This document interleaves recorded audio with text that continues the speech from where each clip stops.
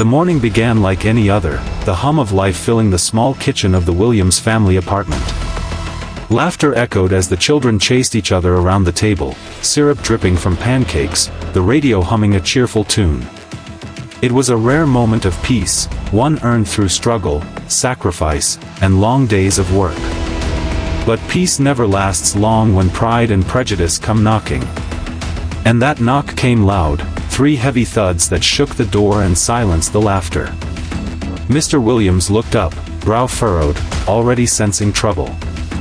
He opened the door to find Mr. Clayton standing there, tall, red-faced, his belly straining against his suit, arrogance dripping from every inch of him. In his hand, he held a paper marked with bold red letters, "Eviction Notice." Clayton didn't bother with a greeting. He smirked, waving the paper like a flag of victory. "Pack up," he sneered. "You people have overstayed your welcome." His tone wasn't about business, it was venom dressed as authority. Every word carried a sting meant to humiliate, to remind the Williams family of what he thought their place was. Mr. Williams, a quiet man who worked 2 jobs to keep his family steady, stood tall, fists tightening at his sides.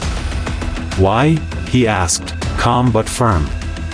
"We've paid every month. We've done nothing wrong." Clayton laughed, an ugly sound. "I don't need a reason," he said. "I want tenants who look like they belong. And you don't." The children stared, wide-eyed. Angela, his wife, pulled them close, her heart breaking and burning at once. She'd felt that tone before, the one that told her no matter how decent, how hard-working, some people would never see them as enough. But as Clayton strutted away down the hall, smug and satisfied, Angela turned to her husband. "Are we just going to let him do this to us?" she whispered. Mr. Williams said nothing for a long moment. Then slowly, a small smile tugged at the corner of his lips, not out of joy, but out of knowing. "No," he said quietly. "He doesn't know who he's dealing with." Because the truth was, the Williams family didn't just rent that apartment. They owned it. Owned the building. Every wall, every hallway, every door. The deed was in their name. And the man who had just tried to throw them out? He wasn't their landlord. He was their employee, hired to manage the property. A man drunk on power he never actually had. The week crept toward Friday, the deadline of Clayton's so-called eviction. But instead of fear, the Williams family prepared differently. They met with their lawyer, gathered documents, and stayed silent while Clayton ranted and raved through the halls, spreading lies. He told tenants the Williams family was broke, that they'd missed payments, that they were being kicked out. He wanted to turn the building against them. But word travels fast, and whispers of his arrogance began to spread in the opposite direction. People started to wonder if the mighty landlord was not as mighty as he claimed. Friday came. Clayton arrived early, flanked by 2 security guards, swagger in his step, triumph in his grin. He expected to find the Williams family with boxes packed, heads bowed. But when the elevator doors opened, he froze. They weren't packing. They were waiting. Mr. Williams stood tall beside a man in a sharp suit, their lawyer. Angela stood beside her husband, her eyes calm but blazing with quiet fire. The children watched from behind, silent witnesses to history about to unfold. Clayton barked orders to the guards. "Throw them out," he demanded. "Now." But the lawyer raised a hand, his voice smooth, confident. "I wouldn't do that, Mr. Clayton," he said. "Because you're not the landlord here." The words hit like thunder. Clayton blinked, confused. "What are you talking about?" he spat. The lawyer opened his briefcase, pulling out a stack of papers, crisp, stamped, official. "This building," he said clearly, "belongs to the Williams family. You, Mr. Clayton, are an employee. And your employment is terminated effective immediately." Silence fell over the lobby. Tenants peeked from doorways, whispering. The guards froze, glancing at one another, realization dawning. Clayton's face turned beet red as he snatched the papers, scanning them, searching for a loophole that didn't exist. The signatures were there. The seal was real. The truth undeniable. This is some kind of trick," he stammered. Angela stepped forward, her voice strong and steady. "No trick. You tried to throw us out of our own building. You disrespected us, lied about us, and tried to humiliate us. But today, the truth speaks louder than your hate." Her words sliced through the air. The guard stepped back, refusing to follow his orders now that they knew who truly signed their paychecks. Clayton's mouth opened and closed, his pride crumbling before the crowd. The same tenants he once bullied now stared at him with disgust. The once feared landlord stood exposed, powerless, cornered, undone. But pride like his doesn't die easy. His voice turned venomous, low, trembling with fury. "You think you've won?" he hissed. "This isn't over. You'll regret crossing me." He stormed out, slamming the glass door so hard it cracked. For a time, peace returned. The Williams family took over management of the building, turning it into something real, a community. Repairs were made, smiles returned, laughter filled the halls again. Tenants thanked them for their leadership, for treating them like people, not profit. But peace has shadows. And sometimes, shadows move. It started small. Notes slipped under their door. "You'll pay. You don't belong here. This isn't finished." Angela tried to ignore them, but the handwriting, messy, angry, unmistakable, belonged to one man. Clayton. Then came the night the lights in the basement flickered. Mr. Williams was returning from work when he saw it, a faint glow under the basement door. He frowned, descended the steps slowly, every creak echoing in the dark. When he opened the door, his heart froze. There, hunched over the fuse box, wires in hand, was Clayton. His eyes wild, his face twisted with rage. Mr. Williams stepped forward. "What are you doing?" he demanded. Clayton turned, his smile deranged. "What does it look like? If I can't have it, nobody will." Sparks flew as he twisted a wire. Mr. Williams lunged, knocking the tools from his hand. "You're done, Clayton," he said. "This is over." Clayton laughed, a broken, chilling laugh. "You think owning this place makes you better than me? You think people like you belong here? I'll burn this whole place down before I let that happen." Before he could act again, the basement door burst open. Angela stood there, phone in hand, two tenants beside her recording everything. "You don't scare us anymore," she said, her voice unshaken. "Now the world will see who you really are." Clayton froze as the cameras captured it all, the wires, the threats, the madness.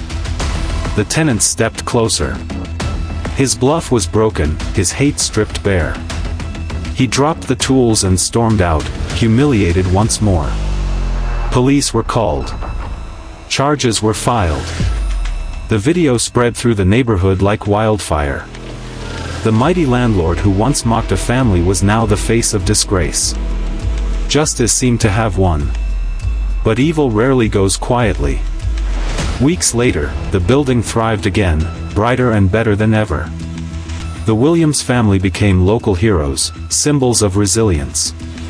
But late one evening, Mr. Williams came home to find the mailboxes open, papers scattered, and something missing, the building's ownership documents. He rushed upstairs. Angela stood in the living room, trembling, holding a note. One sentence written in that same jagged scrawl. "If I can't have it, neither can you." And beneath it, the chilling words. "Let's see how much your building's worth when the bank believes it's mine." The camera pans in on the note as the narrator's voice lowers, deep and tense. Clayton wasn't finished. He'd lost the title, but he still wanted control. And this time, his revenge wouldn't come through violence, but through lies, fraud, and betrayal. The Williams family had won the battle, but the war for their legacy was just beginning. The story didn't end when Clayton left that basement, it only went quiet. The kind of quiet that hums before a storm. Weeks had passed, the Williams family thought they'd finally buried the chaos he brought with him. The tenants were happy, the building was alive again, the community stronger than ever. But peace built on shaky ground doesn't last, and one night, it cracked. Mr. Williams came home late from a city meeting, a proud man carrying plans for the playground renovation, a dream years in the making. But as he stepped into the lobby, something felt wrong. The mailboxes hung open, their contents scattered like confetti. Bills, flyers, letters, and among them, the worst discovery of all, the building's ownership documents were gone. He rushed upstairs, heart pounding, and found Angela standing in the living room, holding a note in trembling hands. "If I can't have it," it read in jagged handwriting, "neither can you. Let's see how much your building's worth when the bank believes it's mine." That one line turned their world upside down. Angela dropped the note, her voice cracking. "He's trying to forge ownership, Isaac. He's not done." And deep down, they both knew, Clayton was dangerous not just because of his hate, but because of his desperation. He'd lost everything, and desperate men don't fight fair. Days later, a letter came in the mail, official, stamped, notice of property dispute. It said ownership was under investigation, pending review of new documentation. Isaac read it twice, disbelief turning into rage. "He forged the deed," he said quietly. "He's pretending to own what he tried to destroy." The lawyer confirmed it. False documents had been filed under Clayton's name, with signatures copied and seals faked. It was clever, almost perfect. Almost. The Williams family could fight it, but it would take time. And time was what Clayton wanted. He wanted to drag them through mud, make them doubt, make them suffer. Angela refused to be silent. "He thinks we'll break," she said one night, staring out the window. "But we've been broken before, and we rebuilt." They began gathering evidence, records, receipts, signatures, everything proving ownership. But soon, sabotage followed. Someone slashed the building's power again. Maintenance requests vanished from the system. Tenants started getting letters from new management telling them to withhold rent. Chaos was creeping back in, the kind only Clayton could cause. Then one morning, a black car pulled up outside the building. A man in a gray suit stepped out, briefcase in hand, badge clipped to his belt, Agent Daniels. His presence sent a ripple through the lobby. He introduced himself calmly, Federal Real Estate Division. "I'm here because someone filed multiple fraudulent property transfers across the city. Your building is one of them." Angela and Isaac exchanged a glance. The storm had reached the federal level now. Daniels listened to their story, every word painting the portrait of a man driven mad by power and prejudice. When he finished, he nodded slowly. "We've been tracking Clayton for months. You're not his first victims, but I promise, you'll be his last." Days turned into weeks, and tension thickened. Clayton had gone underground, hiding behind false addresses and fake documents. But justice has a way of finding footprints even in shadows. Daniels discovered that Clayton was planning one final move, selling the forged building title to an investor under a fake company name. If he succeeded, the Williams family could lose everything they'd worked for. The night before the sale, Isaac couldn't sleep. He stood by the window, city lights flickering on his face. Angela came up behind him, resting a hand on his shoulder. "We're going to stop him," she whispered. He nodded, but his eyes were distant. "He's a cornered man. He'll do anything." And he was right. The next morning, rain poured as if the sky itself knew what was coming. The Williams family arrived at the county office with their lawyer and Agent Daniels. Across the lobby, standing by the clerk's counter in a slick black coat, was Clayton. He looked thinner, wilder, a man unraveling. When he saw them, he smirked, a ghost of his old arrogance still flickering. "Come to watch me win back what's mine?" he sneered. Isaac stepped forward, calm and firm. "It was never yours." Clayton leaned in close, whispering, "Maybe not on paper, but you people never hold power for long." Angela's eyes blazed. "You'd be surprised how long justice lasts." The clerk called for the meeting. Clayton strutted in first, placing his forged documents on the table. "I'm here to finalize ownership of 121 Maple Avenue," he declared confidently. But before the clerk could speak, Agent Daniels laid down a file thick with evidence. "Actually," he said, his voice steady, "you're here to face the consequences of wire fraud, identity theft, and falsifying federal documents." Clayton froze. The room went silent. Daniels opened the folder. Inside were certified records, time-stamped transfers, and audio recordings from the previous transactions Clayton had forged. The trap was complete. "We've been monitoring your communications for weeks," Daniels continued. "You didn't just try to steal this building. You tried to defraud the entire system." Clayton's voice cracked. "You can't prove." "Already did," Daniels cut in. "You signed your fake name with the same pen you used on your bank withdrawal 3 days ago. Ink analysis doesn't lie." Angela stepped forward, calm, unwavering. "You tried to take everything from us, our home, our dignity, our peace. But now everyone sees you for what you really are." Clayton looked around the room, the lawyer watching, the clerk frozen, the tenants who had come to support the family standing near the door. His face twisted with rage, the red creeping up his neck. "You think this makes you better than me?" he spat. "You'll never." Before he could finish, 2 federal agents entered and placed handcuffs on him. His words turned to sputtered curses, echoing through the marble hall. "You can't do this. They don't deserve it. This is my building." Daniels turned to him. "No, Clayton. It's theirs. It always was." As they led him away, his eyes met Isaac's one last time. There was no power left in them, only emptiness. The Williams family stood silent as justice finally settled like dust after a storm. The clerk turned to them, smiling gently. "The records are restored. The property is officially yours again, permanently." Tears welled in Angela's eyes. Isaac wrapped an arm around her shoulders. "We didn't just win a building," he whispered. "We won our peace back." Weeks later, the building was brighter than ever. The tenants organized a block celebration, food, music, laughter. Children played in the newly renovated playground. On the wall of the lobby, Angela hung a framed quote that read, "Power isn't about control.